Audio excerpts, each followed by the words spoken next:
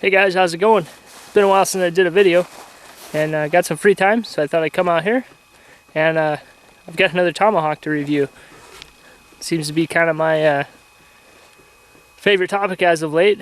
But anyways, as you can see in the background, if you watch some of my other reviews, it's wintertime, one of my favorite times of the year. Absolutely beautiful out here. It's nice and quiet, and not a lot of people come out this time of year. So these, little small nooks and cranny pieces of property close to the house are, you pretty much get them to yourself. Anyways, today I'm hoping it's cold enough. I'm gonna go out on this little island surrounded by marsh. Hopefully the ground's frozen and I can walk right over the marsh. So let's see how that works out.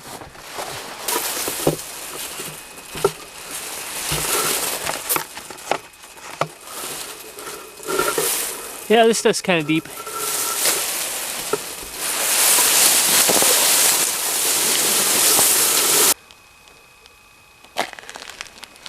Very cool. Well, the only bummer is, ain't got much daylight, so I might go get set up, do a review.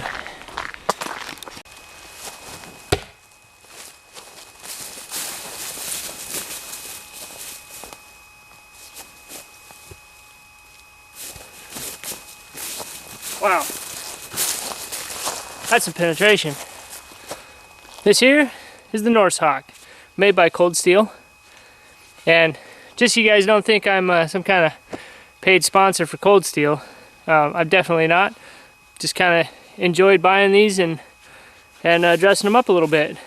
This one I'd actually had a friend pick up for me, and I kind of forgot about it.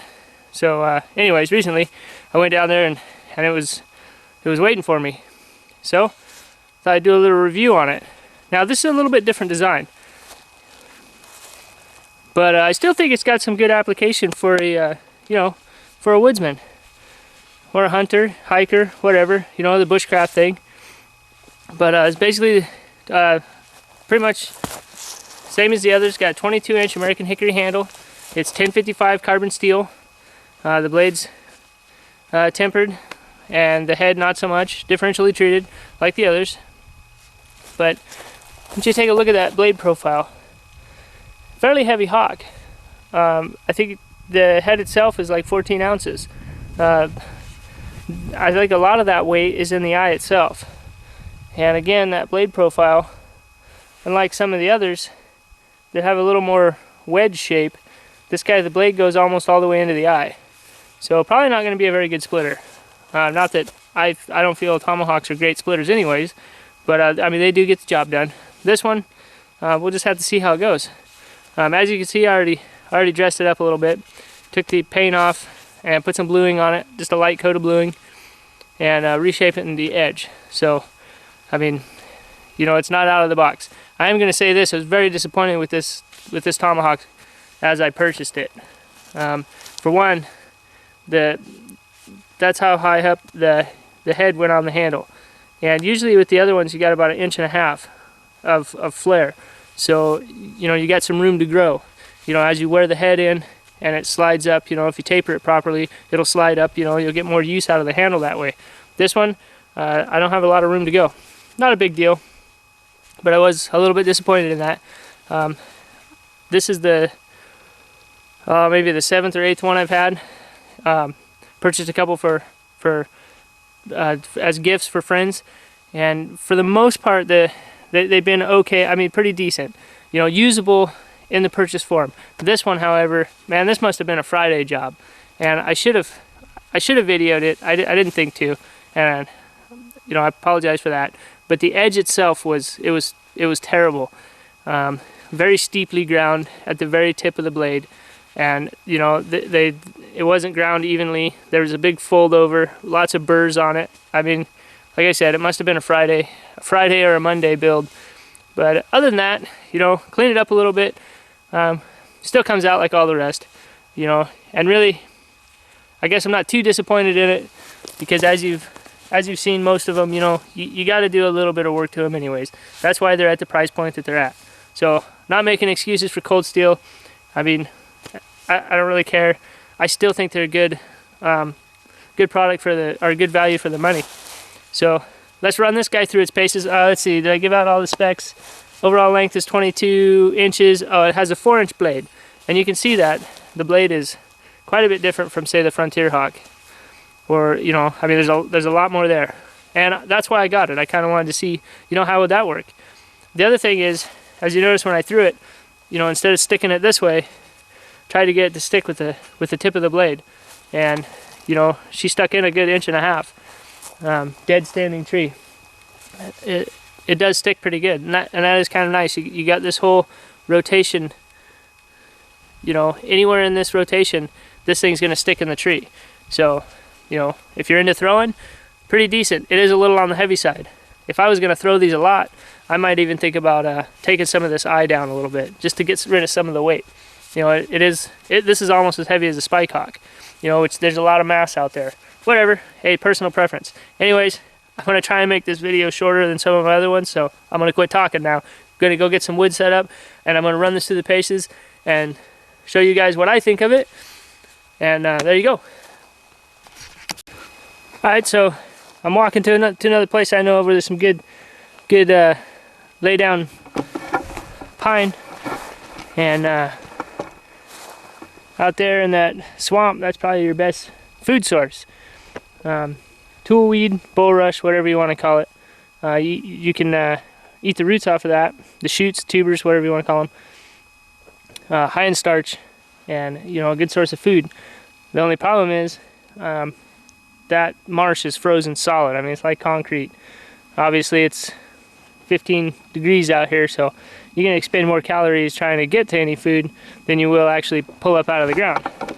They're hard enough to grow, or hard enough to pick during the springtime. The roots are so matted, you know, it's actually a lot of work to get to them. Unless you can find a nice place in open water where they're a little easier to dig.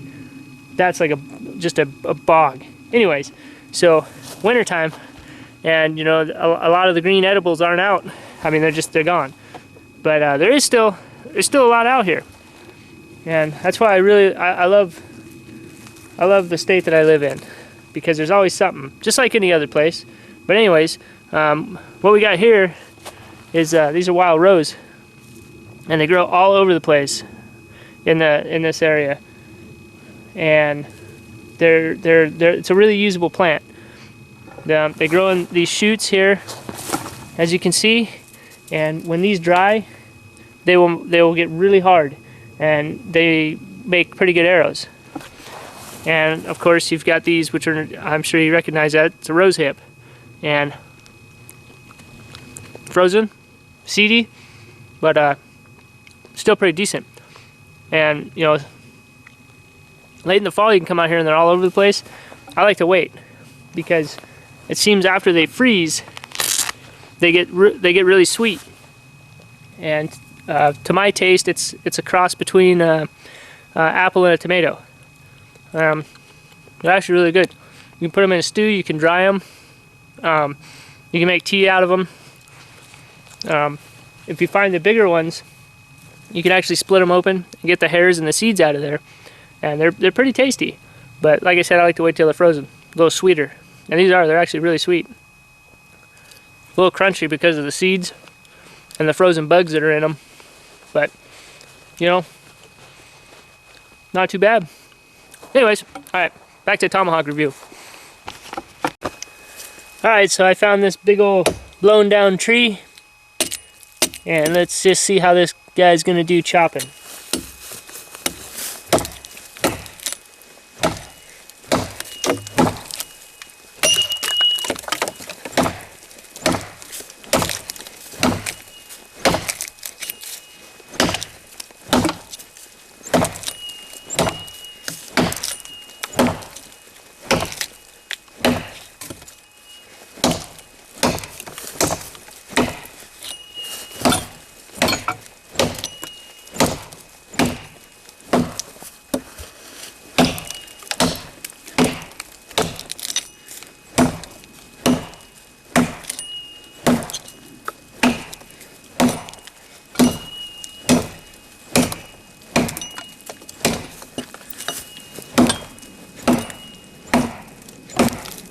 Got a knot right on the end here.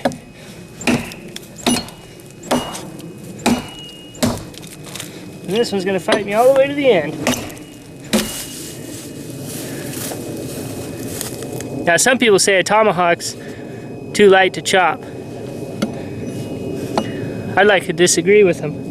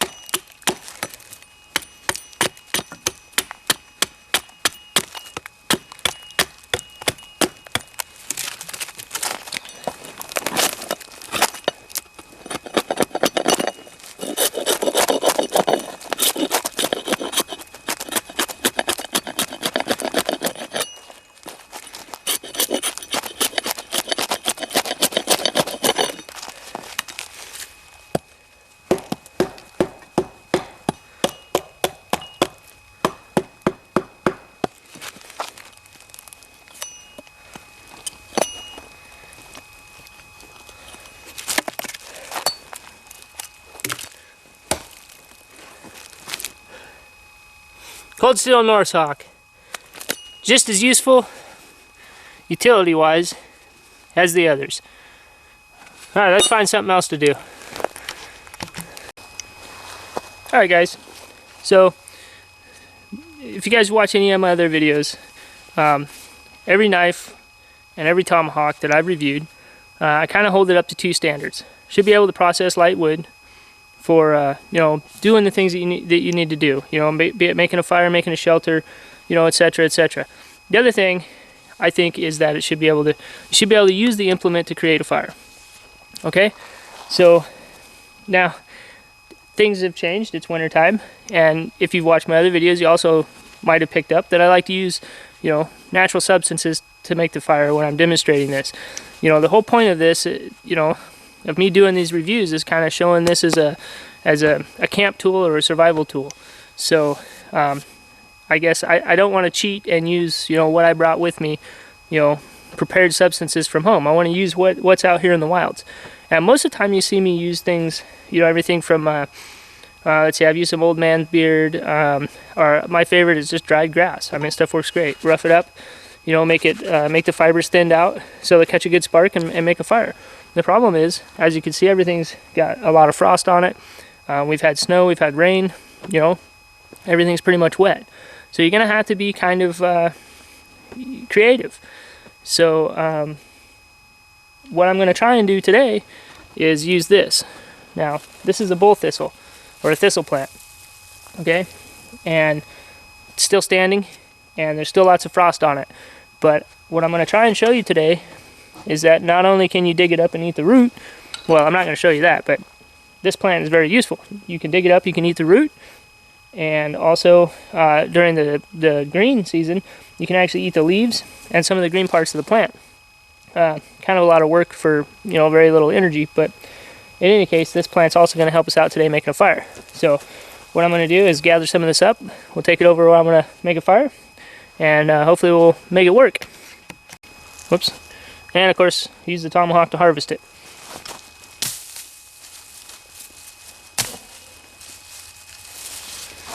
So we'll take our thistle over there and break it down.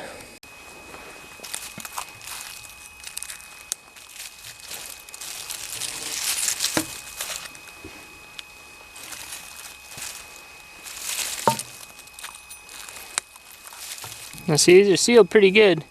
What we're after is that downy fluff. So I'll see if I can collect enough of this to make a fire.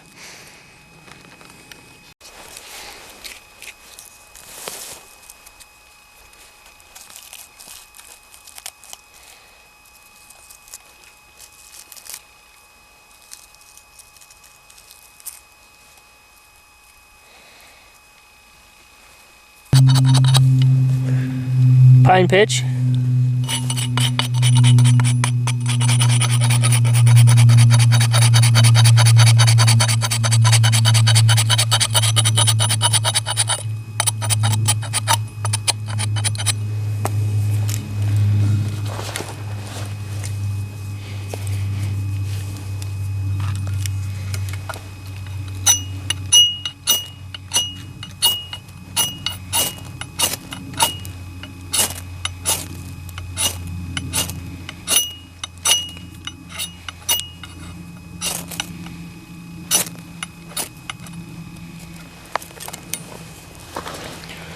There you go.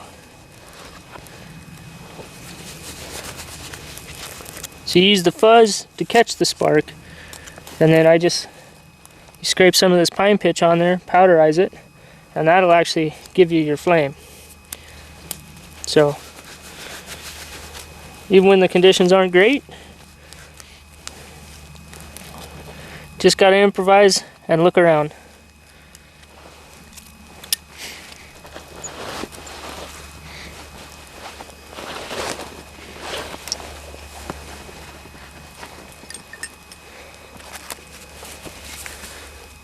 Cold Steel Norse Hawk.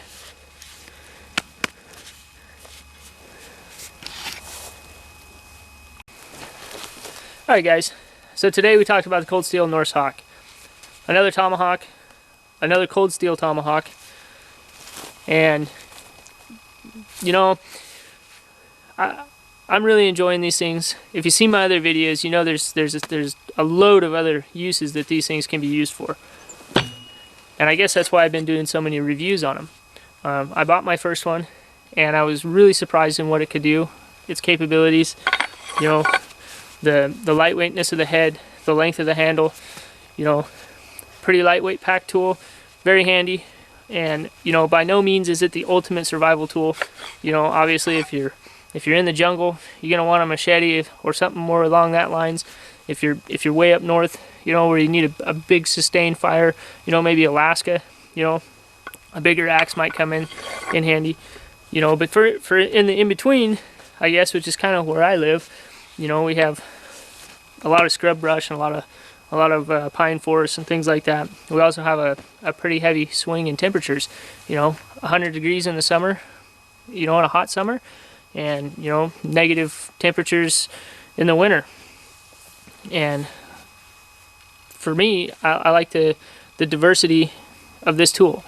And also, the tool itself is, you know, it's self-sufficient, and I've talked about that in my other videos. And yes, you know, I did kind of dress this one up a little bit, but the basic tool still remains the same. I'm pretty happy with it. It chops pretty good. Is it my favorite? I don't know. Not necessarily. You know, the width of the blade kind of, you know, it does take up it does take up a little more pack space, but it is a good tool. And you know, if you want to see other uses for tomahawk, go ahead and check out my other videos. You know, I've showed how this can be used as an adze. You know, just different things you can use it for.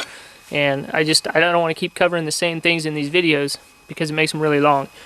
But if you're in the market and you want a tomahawk, I definitely don't think you can go wrong with this one. I will say one thing that is kind of different about this one. You probably notice it when I was chopping wood with it.